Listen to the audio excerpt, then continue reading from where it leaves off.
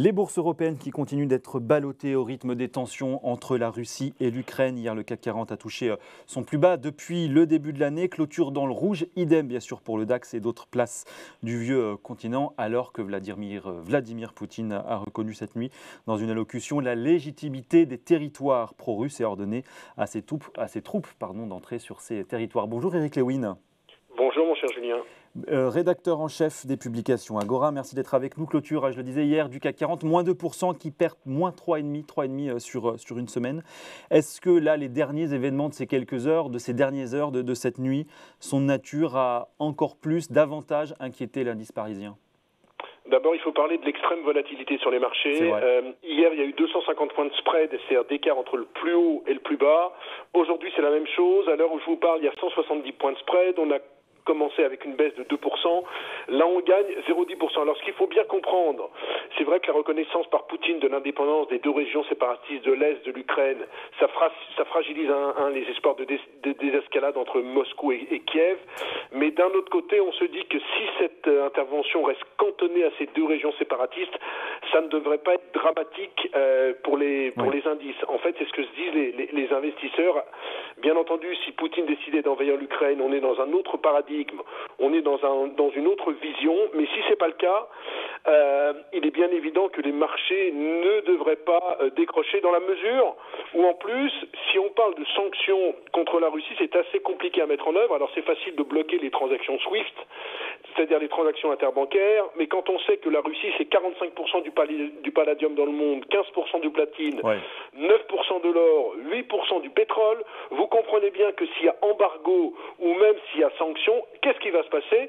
Il y aura des tensions inflationnistes encore plus importantes, et vous savez que la grande problématique dans notre monde occidental, c'est la reprise de l'inflation un peu partout, c'est l'attitude des banques centrales. Bref, on a le sentiment que les Européens et même les Américains sont un peu pieds et poings liés et qu'ils ont quand même pas envie d'avoir une grande problématique, parce que, encore une fois, je le répète, le palladium notamment, qui sert pour tous les pots catalytiques, c'est 45% de la production mondiale elle est en Russie. Ça veut dire que si jamais il y avait par exemple un embargo, ça provoquerait une envolée du prix des automobiles. Bref, ça créerait un climat de méfiance généralisé. Donc la seule chose qu'on peut dire, c'est que c'est vrai que c'est très tendu en ce moment sur les marchés. Je ne suis pas sûr qu'il faille être complètement désespéré en disant on va aller voir le CAC en dessous des 6000 points, etc. Bien sûr, invasion de l'Ukraine, là on s'effondre, mais si on reste dans ce cas de figure, à mon avis, on va réagir sur le marché au gré des déclarations des uns et des autres, des avancées. Les prochaines heures déterminantes en fonction bien sûr des scénarios, mais est-ce que ça veut dire que malgré tous les scénarios que vous venez d'évoquer, il faut quand même pour l'instant rester à l'écart des secteurs énergétiques, des secteurs industriels notamment, qui d'une certaine manière, si je vous suis, seront nécessairement impactés dans une moindre mesure, mais un peu quand même? Écoutez, alors c'est difficile de faire du stock picking une journée comme aujourd'hui, mais ce qu'on peut dire quand même, c'est que dans ce genre de période, il faut peut-être privilégier les valeurs défensives et éviter tout ce qui est notamment secteur cyclique. Mais encore une fois, ce qui est assez paradoxal, c'est qu'on a quand même des résultats d'entreprise qui sont très bons. On a encore eu 2 publications ce matin, Worldline et Edenred, de très grande qualité. Quand on regarde les résultats des entreprises françaises sur 2020, on aura un bénéfice par action, on attendait en hausse de 105% pour l'ensemble du CAC 40, on aura sans doute 115%. Sur 2022, on devrait avoir plus 10%.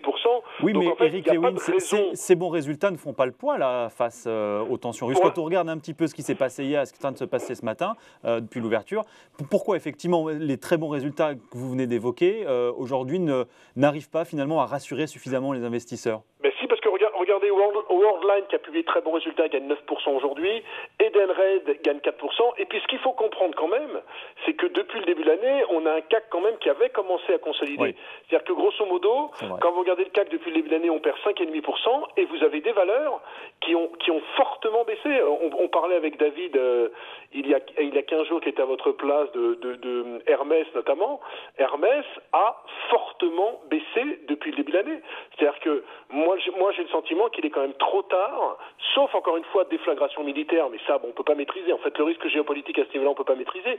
Mais Hermès, par exemple, depuis le début de l'année, perd 21%. Vous avez Dassault Systèmes qui a publié de très bons résultats, mais qui a dit qu'ils avaient des problèmes de recrutement, qui est la plus forte baisse du CAC 40 depuis le début de l'année. Dassault Systèmes, qui fait toujours des rentabilités entre 35 et 40%, qui perd 22%. Est-ce qu'il faut vendre Dassault Systèmes au cours actuel? Je ne crois pas. Ce que j'ai envie de vous dire, c'est qu'il faut bien sûr attendre un petit peu d'en savoir un peu plus sur ce qui peut se passer entre la Russie et l'Ukraine. C'est pas dramatique, encore une fois, quand on fait de la gestion et quand on est sur les marchés financiers, de rester à l'écart. Ouais. On n'est pas obligé, Julien, je sais que les particuliers adorent ça, mais on n'est pas obligé d'acheter et de vendre toute la journée. On peut se calmer. Et c'est vrai que pour moi, je pense qu'on peut avoir une solution d'attentisme. Il est bien évident que si on reste avec ce genre de scénario, c'est-à-dire cantonné aux régions séparatistes, on peut avoir un CAC 40 qui tourne entre 6005 et 7000 points et qui va après se repencher sur la problématique des taux d'intérêt, parce que avant le déclenchement de ce conflit, on était persuadé qu'il y aurait 50 points de base de hausse des taux aux États-Unis lors de la réunion de la Fed à la mi-mars. Maintenant, on se dit qu'il y aurait sans doute simplement 25 points de base. Donc vous voyez qu'en fait, ça calme les anticipations de politique monétaire de plus en plus restrictives, ce conflit entre l'Ukraine et la Russie. Donc c'est un petit peu le seul point positif, c'est qu'on parle moins de l'inflation et des taux d'intérêt. Mais pour peu que la situation se calme, alors là, bien sûr, on va parler de l'inflation, on va parler des taux d'intérêt, mais encore une fois, personne n'a intérêt à ce que ce conflit s'envenime. La bourse de Russie vient de perdre quand même 25% en l'espace de 4 séances. Alors c'est sûr que les Russes sont assis sur 640 milliards de dollars de réserves, ça fait 40% du PIB, mais on a vu quand même que depuis quelques jours, le rouble est attaqué contre le dollar, vient de perdre 3%. Donc pour Poutine, même s'il a des visées nationalistes, même si pour lui l'économie c'est pas le problème le plus important, on sent qu'il y a des dégâts collatéraux de tous les côtés.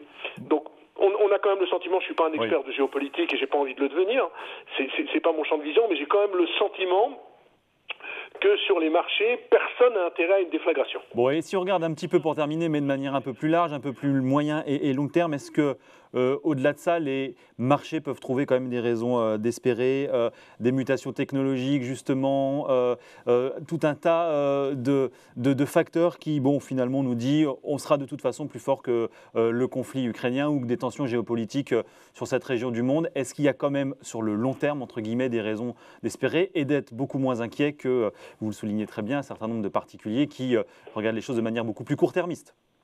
Écoutez, alors d'abord, il y a les flux de liquidités qui sont toujours importants sur les marchés actions. Depuis le début de l'année, il y a quand même eu quasiment 160 milliards de dollars sur les marchés actions, c'est-à-dire qu'il y a une collecte.